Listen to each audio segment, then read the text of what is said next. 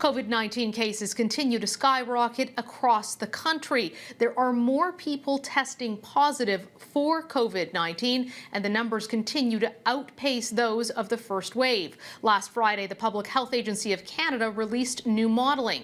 The key takeaway? Canadians need to lower their contacts to avoid the stark projections that the Public Health Authority released. I sat down with Canada's Chief Public Health Officer, Dr. Theresa Tam. Dr. Tam, thank you so much for making time for us. It's my pleasure. What do you think of the pleas from the restaurants and fitness industries who are saying, we don't have the national numbers, it's different everywhere, and I know that you're national, but for example, in Ontario, 2% of the cases were coming from restaurants, 5% from gyms, and they're saying the entire industry is being crushed under the weight of these shutdowns. Do you think it's still good science to be shutting down gyms and restaurants?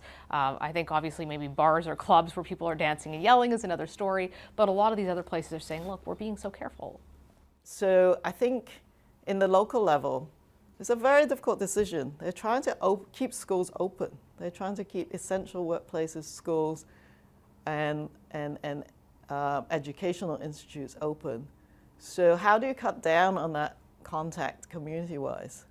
There's some settings, because they satisfy the 3 Cs, what we call the 3 Cs, close, poorly ventilated, crowded potentially, and face-to-face contacts, where you sometimes have to take your mask off when you're eating or when you're maybe exercising strenuously. That might be happening as well. So I think people are taking all of that into account. Secondly, there is literature to show where super spreading events can occur. So they have occurred in gyms. We have examples in a spinning studio. There have been certain settings in pubs, but perhaps people were singing and were not wearing masks. But globally, the literature has shown that super spreading events occur in those environments. So, but I think it needs reevaluation on an ongoing basis. These are difficult decisions to balance out at the population level. The other thing, though, is that because people are being asked to do these measures for the good of the community, there should be support. So I do know that there's some financial support for businesses. That's not my area of work. But because they have been asked to observe these public health measures, there should be some support in order for them to do so. They're playing their part. A lot of Canadian seniors died from COVID-19, and many more could. Why do you think the situation has been so much worse in Canadian long-term care homes than it has been in similar countries who have not lost as many of their elderly? Yes, so I think we have to learn from that initial wave, and that one of the most important aspects of the second resurgence is protecting the most vulnerable, which includes seniors and those in long-term care. In my annual report that I just put out, I pointed to some systemic gaps. Some of it pertains to how we value seniors and how we as a society look after them, which includes the conditions in long-term care. So some of, I think, our challenges were maybe crowded conditions in long-term care, where the environment is conducive to transmission of the virus.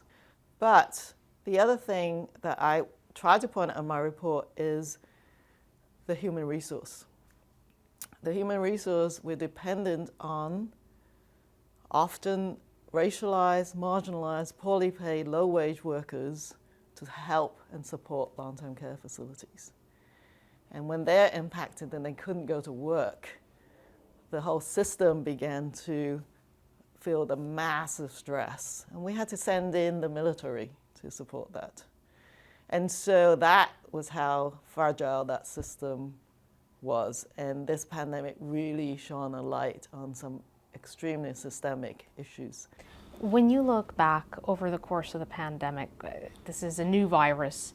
You're just starting to hear about it in December and January, figure out what it means. You're watching it spread through Asian countries, through Europe, through the United States, and into Canada. Do you look back and wish there was one thing you'd done differently? I think one of the questions often posed is, should we have closed the borders earlier? I'm sure that will be examined. Do you think we should through have? time. I mean, New Zealand did, Taiwan did, they had lower rates. At the time, Canada had about just about 100 cases domestically. And the public health discussion at the international level at the time was we need to sort of minimize these sort of border restrictions commensurate with what the risks might be. So that will be examined, because what will we do with the next emerging pathogen? So I think that's one area, is what is the trigger for that kind of very sort of extremely broad and impactful measure. I think looking back, we will see that it's difficult to prevent introduction of an invisible virus. And if you're thinking it's in one country, it's probably in many. So that's a different way of looking at it. Decisive action and fast action is important. We know that.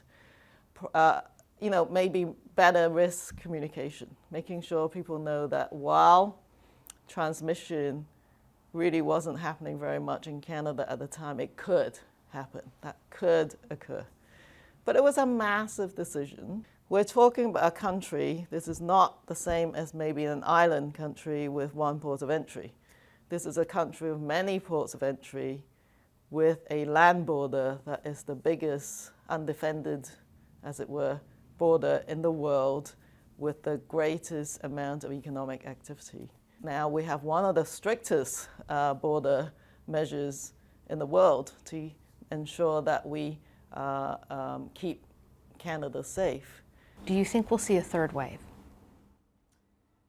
Well, epidemiologists have sort of debated as to what we call these ups and downs. And in Canada, we have many different patterns. So the national curve is a composite of all sorts of things. So you look at each jurisdiction there, their bumps are kind of different. So it's whatever you call it. Could we get another resurgence after this? Absolutely. It depends on what we do. So it's up to us and our collective actions. Given that the population immunity, we're measuring that and we will keep measuring it, is very low. So at the last measurement, we're only a few percentage points in terms of the immunity in our population. That leaves over 90% of the population, or 95% of the population, still vulnerable. So that tells us that resurgences can happen if we let our guard down. Dr. Tam, thank you so much for joining us. A pleasure. Thank you.